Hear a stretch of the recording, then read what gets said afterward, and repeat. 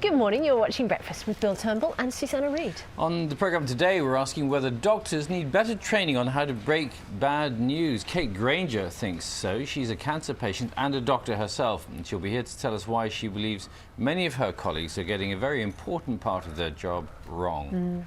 Two mothers who've lost children to gang violence are organising what they call 100 days of peaceful events. They're going to be here this morning telling us why they think their campaign could make a difference. On the day the government releases its latest figures on the cost of the Olympics, we're asking the Sports Minister Hugh Robertson if the Games really will be good value for money. And another big sporting event, the World Athletics Championships, provide the setting for the new film Fast Girls, and two of the stars of the film and the Olympic sprinter who helped them train for the role will be joining us later. First, our main story this morning. 3 of the UK's biggest water companies are to lift their hosepipe bans. The restrictions were introduced 2 months ago across southern and eastern England. Exceptional amounts of rain in April and May and heavy downpours in recent days have significantly improved river and reservoir levels. Divisions within the coalition government will be exposed today when MPs vote on the Culture Secretary's handling of Rupert Murdoch's bid to take over B-Sky B. Labour wants an investigation into whether Jeremy Hunt favoured News Corporation. The Deputy Prime Minister Nick Clegg has told his Liberal Democrat MPs to abstain in the vote.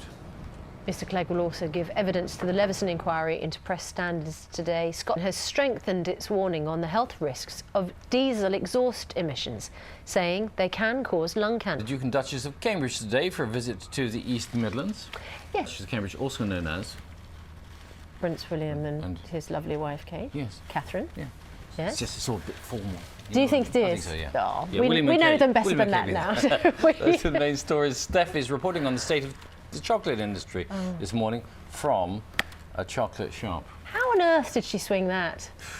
Influence. We're going to find out if she's managed to keep her mind on the job in about 15 minutes' time. Now, though, Sally, I'm afraid no chocolate for you this morning. Well, oh, you're so wrong. Oh, what? Did you not hear? We're getting chocolate sent in. Oh. Steph's bringing us presents back, I think, later. So hang around after the programme. Never know what might turn up. A busy night of football last night at Euro 2012, but in fact there were ugly scenes of fans clashing with police yesterday in Warsaw. But inside the stadium, the Group A game between Poland and Russia produced the goal of the tournament so far. The match finished 1-1. Rangers appear at the mercy of the Scottish Premier League's other clubs after being consigned to liquidation by Her Majesty's Revenue and Lulato Mohammed says he can't wait to prove that GB Taekwondo was right to pick him ahead of Aaron Cook for the British Olympic team. It's Nicholas Mahou in the second round of Queen's Tournament in West London today. Yesterday, the world number for being very positive there. That's all the sport from me. Thanks very much indeed, Sally. It's 22 minutes to 7. Now, losing a child in an unprovoked attack is almost unimaginable, but that's what happened to Margaret Mizzen and Grace Idowu. Margaret's son Jimmy was fatally stabbed back in 2008, and Grace's son David was killed outside his home in South London in the same year. Both women have been determined to turn their experiences into something positive, and they've organised what they're calling 100 days of peaceful events, and they're here with us now. 19 minutes to 7. This is Breakfast. These are the main stories this morning. Later in the programme, we're catching up with the school in East Yorkshire where they've been using former members of the military to help troublesome pupils. Chris Buckler's there for us. Shall we have a look at the weather with Carol, because it's nice enough for her to have gone to the beach. Morning, Carol. Thank you very much.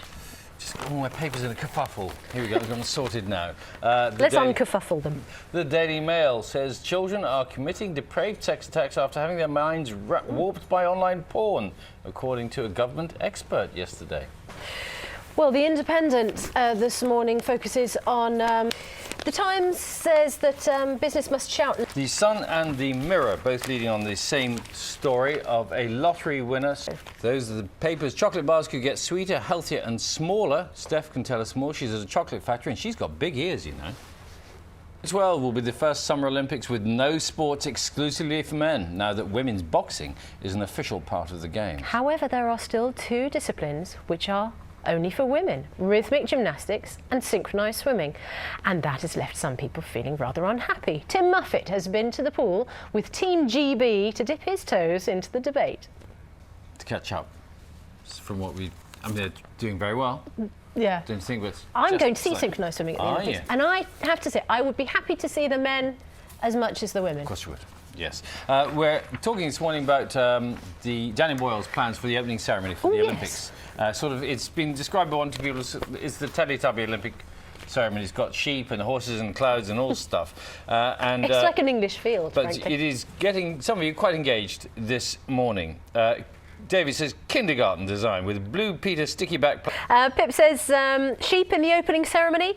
We're lowering the bar for future hosts. Get it? Oh, OK. Mike says you could have put money on people complaining about the opening ceremony. Probably the same ones who don't like the logo.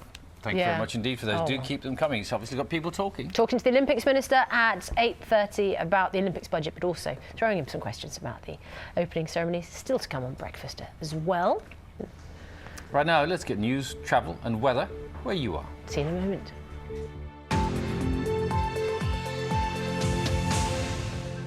Morning, you're watching Breakfast with Bill Turnbull and Susanna Reid. 3 of Britain's biggest water companies are to lift their hosepipe bans. It's Wednesday, the 13th of June. Also ahead this morning, Nick Clegg tells his Liberal Democrat... Scotland Islands are to hold a referendum on whether or not to remain British, so we're finding out what people living there make of Argentina's renewed claims on their territory.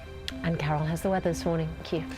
Our main story this morning, hosepipe bans are to be lifted by 3 of the UK's biggest water companies. The restrictions were introduced 2 months ago across southern and eastern England. After exceptional rainfall in April and May and heavy downpours in recent days, Anglian Water has described it as the wettest drought on record. Coalition government will be exposed today when MPs vote on the Culture Secretary's handling of Rupert Murdoch's bid to take control of B-Sky B. Yes, Labour wants an investigation into whether Jeremy Hunt favoured News Corp. The Deputy Prime Minister Nick Clegg has told his Liberal Democrat MPs to abstain in the vote.